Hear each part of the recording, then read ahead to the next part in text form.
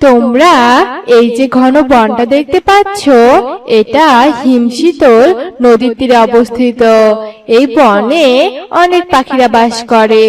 এই বনে বাসা বেঁধেছিল এক টুনি পাখি। মা, ও মা, আমি একটু খেলতে যাই। যাই না মা, আর একটু পরেই তো সন্ধ্যা হয়ে যাবে। যাই মা, আমি একটু পরে চলে আসবো।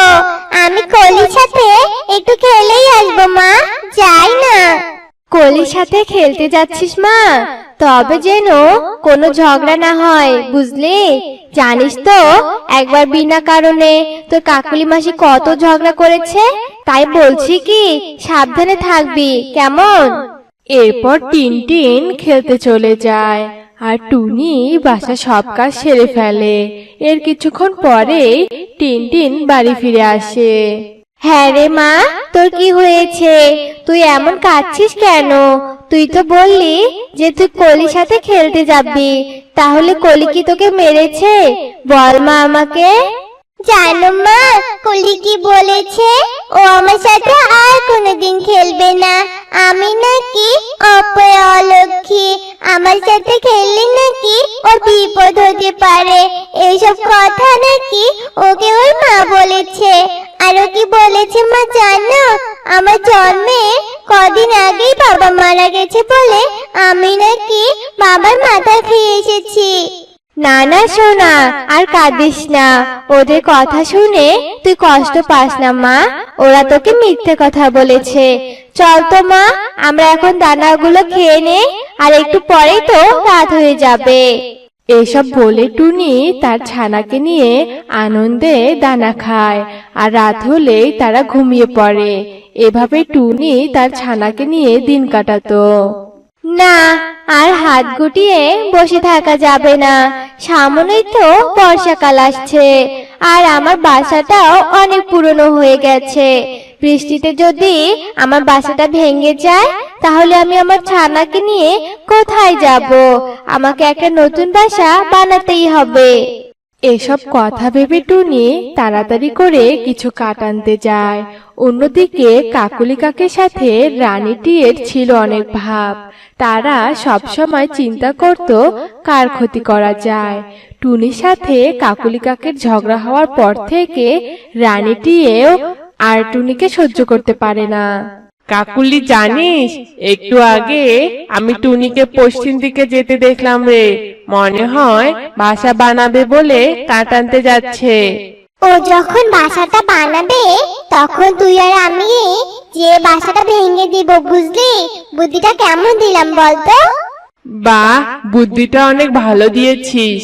কাকুলি কাক আর রানী টিয়ে যখন এসব বলছিল, তখনই সেখান দিয়ে যাচ্ছিল সুখী পায়রা।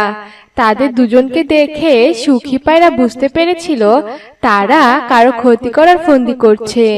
তবে সে পায়রা কিছু না বলে তার বাড়ি ফিরে যায়। যাক, আমার তো কাঠ আনা হয়ে গেল। এখন একটু কষ্ট করে বাসাটা বানাতে হবে। মেয়েটা তো খেলতে গেছে, এই সুযোগে বাসাটা আমাকে বানিয়ে ফেলতে হবে। এ কথা বলে টুনি তাড়াতাড়ি করে কিছুক্ষণের মধ্যে একটা সুন্দর বাসা বানিয়ে ফেলে। টুনি তার মেয়েকে নিয়ে ওই বাড়িতে থাকতে শুরু করে। আর কিছুদিন পরে কাকুলি কাক আর রানীটি এসে তার বাড়িটি ভেঙে দেয়। সকালে টুনি বাসার এই অবস্থা দেখে অনেক কাঁদতে থাকে। কেঁদো না মা, আর কেঁদো না। কদিন হলো বাসাটা বানালে, আর কে আমাদের বাসাটা ভেঙে দিল বলো তো? আমি বলছি মা, ঈশ্বর তাতে কখনো ক্ষমা করবে না। বাসাটা তো এখন হারিয়ে ফেললাম মা। এখন আমরা কোথায় থাকবো আর কি খাবো বলতো? আমি তো কিছুই বুঝতে পারছি না। কি, এটা তো দেখছি কাকুলির পালক। তাহলে কি ও আমার বাসা ভেঙেছে?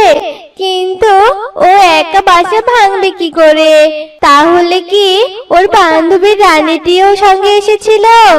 ওরা যাই করুক না কেন, তারা তাদের শাস্তি ঠিকই পাবে। এসব ভেবে টুনি তার ছানাকে নিয়ে আশেপাশে ঘুরতে থাকে আর দেখে কারো কোনো পুরনো বাসা আছে কিনা।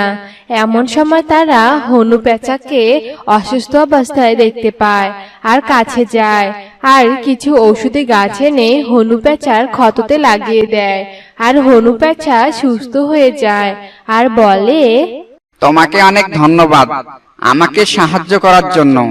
আসলে এগোল আমাকে আক্রমণ করেছিল খাবে বলে, কিন্তু আমার শরীর অনেক ভারী বলে আমাকে নিয়ে যেতে পারেনি। কিন্তু টুনি, তোমার মনটা এত খারাপ দেখাচ্ছে কেন? টুনি তারপর হনু পেঁচাকে সব কথা বলে। পেঁচা সব কথা শুনে টুনিকে জাদু করে একটা কাঁঠাল বাড়ি বানিয়ে দেয়। টুনি আর টিনটিন এটা দেখে অনেক খুশি হয়ে যায়। টুনি, আজ থেকে তুমি এই কাঁঠাল বাড়িতেই থাকবে, কেমন? এই কাঁঠাল বাড়িতে তোমার কোনো কিছুতেই অভাব থাকবে না। এই বাড়িতে যে দানা আছে তা তোমরা দুজনে খেয়ে কখনোই শেষ করতে পারবে না। এটা আমার পক্ষ থেকে তোমাকে উপহার। এই বলে হনু পেঁচা সেখান থেকে চলে যায়। তারপর থেকে টুনি তার ছানাকে নিয়ে ওই কাঁঠাল বাড়িতেই থাকতে শুরু করে। অন্যদিকে হঠাৎই ওই জঙ্গলে প্রচন্ড খরা শুরু হয়। জলের অভাবে গাছপালা মারা যেতে থাকে। এভাবে কয়েকদিন পর বনের অনেক পাখি মারা যেতে থাকে। মা, মা, জানো বনের অনেক খারাপ অবস্থা। বনের অনেক পাখি খাবারের অভাবে মারা গেছে। আমি একটু আগেই দেখে আসলাম কাকুলি কাকিমা আর রানী পিসি সবাই নদীতে পড়ে আছে। বলিস কি মা? তবে চল আমরা ওদের হাসপাতালে নিয়ে যাই, না হলে ওরা মারা যাবে। এরপর টুনি তার ছানা মিলে তাদের হাসপাতালে নিয়ে যায় আর তাদের চিকিৎসা করে সুস্থ করে তোলে। টুনি বোন, আমাদের ক্ষমা করে দাও। আমরা তোমার সবসময় ক্ষতি করেছি আর তোমার বানানো বাসাটা আমরাই ভেঙে ফেলেছি। হ্যাঁ বোন, আমাদের ক্ষমা করে দাও, কিন্তু এখন আমরা কোথায় যাব? বনে তো কোনো খাবার নেই। এটা নিয়ে তোমাদের ভাবতে হবে না, তোমরা আমার কাঁঠাল বাড়িতে চলো।